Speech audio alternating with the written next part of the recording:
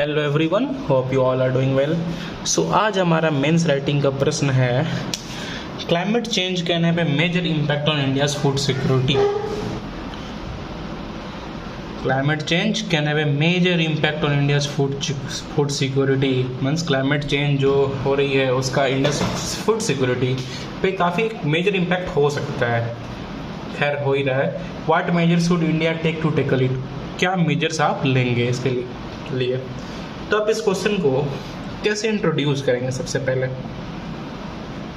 ये काफ़ी classic question है, ऐसी क्वेश्चन यूपीएससी में काफ़ी आती है। तो how will you introduce your question, introduce your answer while you start the introduction? सो हम या तो इसमें इस तरह से इंट्रोड्यूस कर सकते हैं कि क्या इफेक्ट हो सकते हैं क्लाइमेट चेंज के। Climate change can have effect on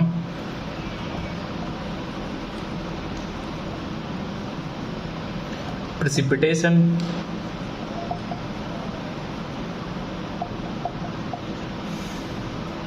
groundwater, heat waves, sea level rise, etc., which can affect our Indian agriculture. So हम सबको पता है फूड सिक्योरिटी के लिए क्या इंपॉर्टेंट है, हमारा एग्रीकल्चर। आप सबको याद होगा कि 1960s in around 1960 1970 the time of green revolution we achieved food security. उससे पहले हम सिक्योर नहीं थे फूड के लिए, we dependent on high imports. बहुत सारे इंपोर्ट किया जाता था, हम अमेरिका से काफ़ी सारे वीट इंपोर्ट किया हमने। बट 19 जो ग्रीन रेवोल्यूशन आया, ग्रीन रेवोल्यूशन से हमने क्या किया, फूड सिक्योरिटी अचीव कर लिया। We achieved food security due to green revolution. So ऐसे करके हम इंट्रोड्यूस कर सकते हैं इस चीज़ को कि किस तरह से क्लाइमेट चेंज के जो इफेक्ट्स हैं, जैसे प्रेसिपिटेशन हो गया, ग्राउंड वाटर का डिक्रीज हो गया, ग्राउंड वाटर पे काफ़ी इफेक्ट होता है क्लाइमेट चेंज का। बारिश नहीं होगी तो ग्राउंड वाटर रिचार्ज कैसे होगा, या फिर हीट वेव्स हो गए, क्योंकि अगर हीट वेव्स की वजह से क्या होगा, विंटर क्रॉप्स काफ़ी अफेक्टेड है, वीट स्पेशली वीट। ऐसा माना जा रहा है कि around 1 degree rise in temperature can lead to 5 to 10 degree decrease in production of wheat. So अगर 1-2 डिग्री भी टेम्परेचर राइज कर जा रही तो हमारी 20 से 30% वीट की जो पैदावार है वो कम हो जाएगी। So ground water, heat wave, sea level rise पे जो काफ़ी हो सकता है, जैसे वेस्ट बंगाल में काफ़ी ज़्यादा हमारी राइस प्रोडक्शन होती है। तमिलनाडु में आपको पता होगा जो सॉल्ट वाटर राइस प्रोडक्शन होती है, सॉल्ट मतलब सी लेवल के बगल में, सी के किनारे का जो एक एरिया है जहाँ राइस प्रोडक्शन होती है। तो ये सब जगहों पे काफ़ी मुश्किलें हो जाएंगी सी लेवल राइज की वजह से, और ये सब इंडियन एग्रीकल्चर को कहीं से इफेक्ट करेगी। सो हम इसमें लिखते हैं, पहले हम लोग जब भी ऐसा क्वेश्चन आया है तो हम लोग पहले can have a major impact, कुछ इम्पैक्ट हम लोग लिखेंगे कि क्या इम्पैक्ट हो सकता है, फिर उसके मेजर्स बताएंगे। ऐसा नहीं कि सिर्फ मेजर्स बता करके भाई निकल गए, नो नेवर। जब भी ऐसा क्वेश्चन आए मेंस में तो आप उसके इम्पैक्ट पहले बताएंगे, फिर उसके मेजर्स बताएंगे, तो ऐसे you will fetch very good marks.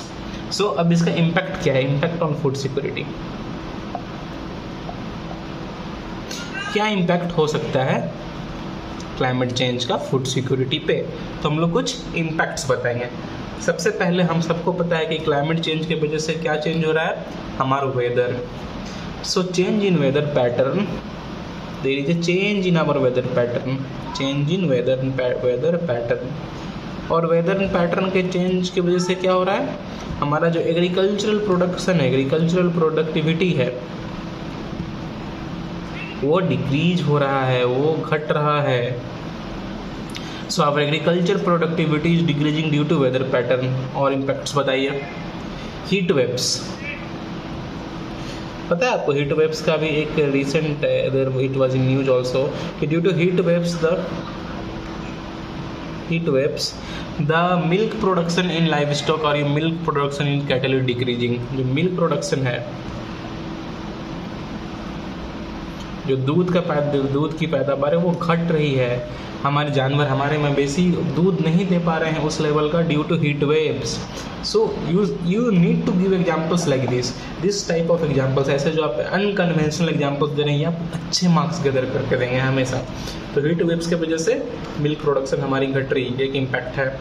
ये भी फूड सिक्योरिटी पे, क्योंकि जान ही रहे इंडिया में मिल्क दूध की कितनी अहमियत है हमारे देश में।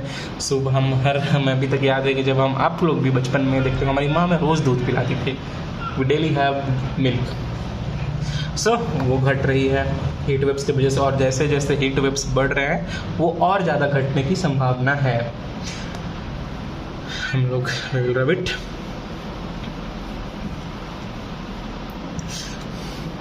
और आप देख सकते हैं soil erosion. Agriculture is directly dependent on soil, but due to change in climate क्या हो रही है, कभी बारिश नहीं हो रही है, कभी काफ़ी ज़्यादा बारिश हो रही है कि बाढ़ ही आ जा रहा है। तो इस पैटर्न की वजह से no rainfall then high rainfall, हमारा सॉइल इरोजन काफ़ी ज़्यादा बढ़ चुका है। It is increasing degradation of soil. We can see there is degradation of soil due to change in climate patterns, desertification.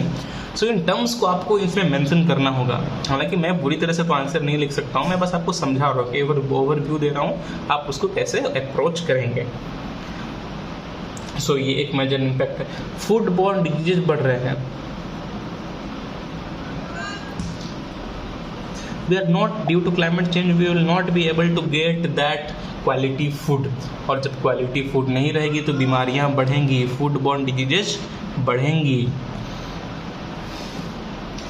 और हमारा फार्म लेवल का जो इनकम है वो घट रहा है। तो आप इसको कैसे बोलेंगे कि मैंने इसे फूड सिक्योरिटी में लिखा? Very classically I will understand you this.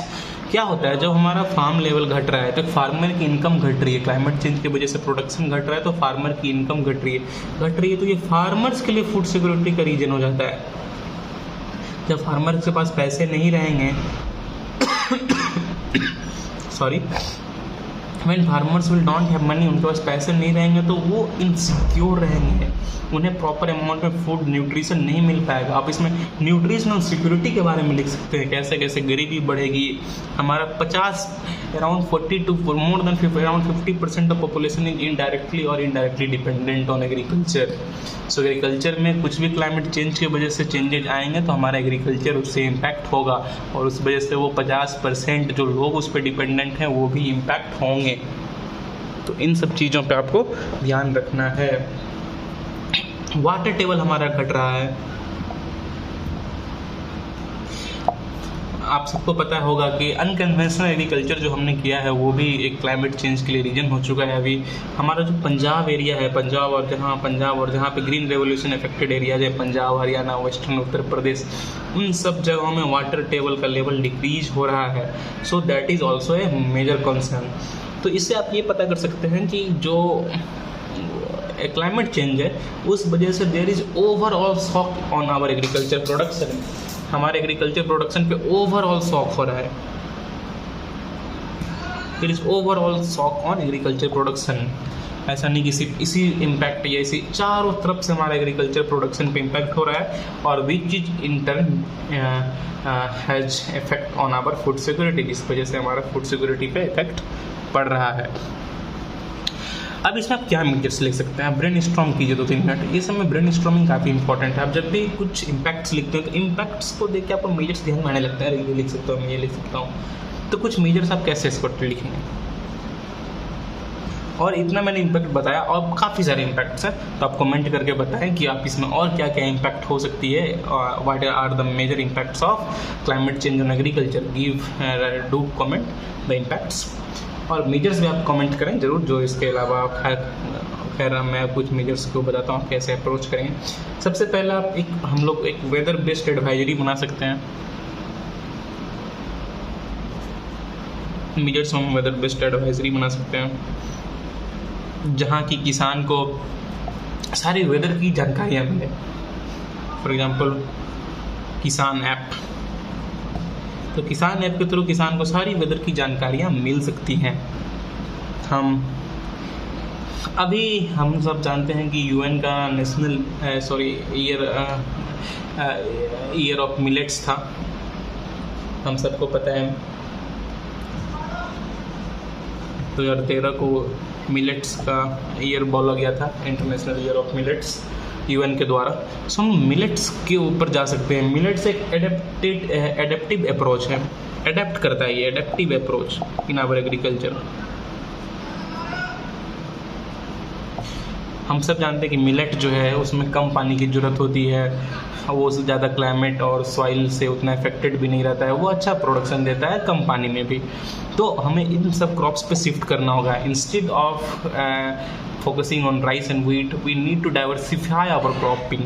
सो आप इसमें लिख सकते हैं कि हम लोग मिलेट्स वगैरह से डाइवर्सिफाई कर सकते हैं अपने क्रॉप्स को। इससे बस डाइवर्सिफाई नहीं होगा, हमें न्यूट्रिशनल सिक्योरिटी भी मिलेगी।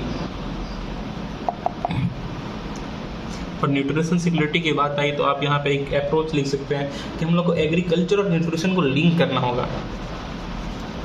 एग्री न्यूट्रिशनल लिंकेज सीम्स लानी होगी।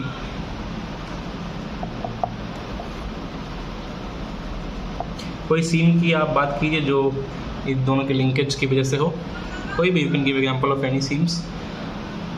एक सीम आई थी भारतीय पोषण कृषि कोष, भारतीय पोषण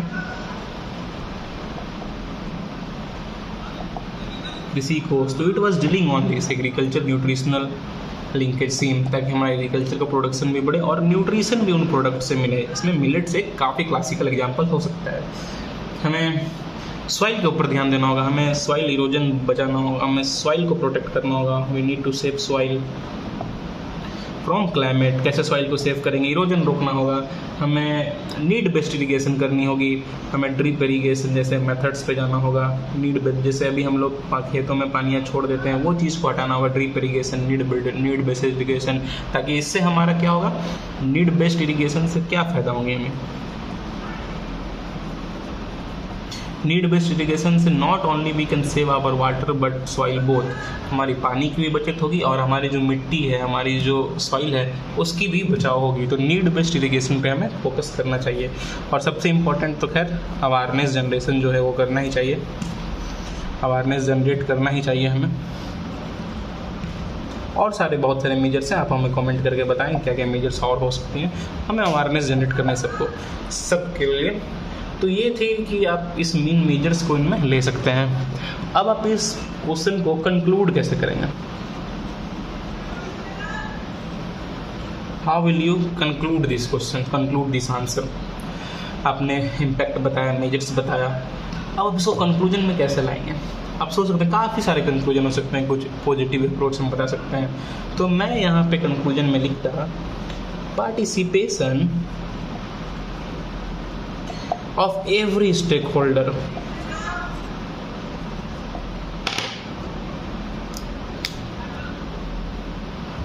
हर एक स्टेक होल्डर के पार्टिसिपेशन से क्या क्या स्टेक होल्डर हो सकते हैं, फार्मर्स, गवर्नमेंट, एनजीओज हो सकते हैं, एग्रीकल्चरल सोसाइटीज हो सकते हैं,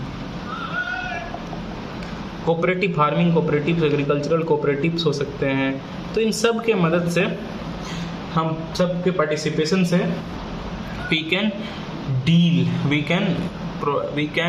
deal with climate change and protect food security. We said provide food security. We can deal with climate change through participation of every stakeholder. We can deal with this problem. So participation of every stakeholder, farmer, government, NGOs, we can deal with this problem. तो ऐसे करके हम इसे conclude कर सकते हैं। तो ये रहा आज का क्वेश्चन और ऐसे आप इसे आंसर कर सकते हैं। अगर आपको और कुछ भी इसमें जानना हो तो आप इसमें लिख सकते हो। कुछ क्वेश्चंस को आपको डिस्कस करने तो आप कमेंट करके मुझे बता सकते हैं किस क्वेश्चंस को आप डिस्कस करना चाहते हैं। सो हम इसे काफ़ी इंटरेक्टिव रखना चाहते हैं, जो भी है हम इसे काफ़ी इंटरेक्टिव रखेंगे सो ताकि इससे आपको भी फ़ायदा हो, हमें भी फ़ायदा हो, and you will learn a lot from this. And for any queries, do comment. If you like it, please press the like button, do share and subscribe, keep liking my videos. काफ़ी hard work लगता है ऐसे videos बनाने में, मेरे पास उतनी capacity भी नहीं, इंस्ट्रूमेंट भी नहीं, लेकिन फिर भी मैं कोशिश करता हूँ कि रोज़ आप तक वीडियोस पहुँचाऊँ। So please like and share. That's all for today. Have a nice day. Thank you.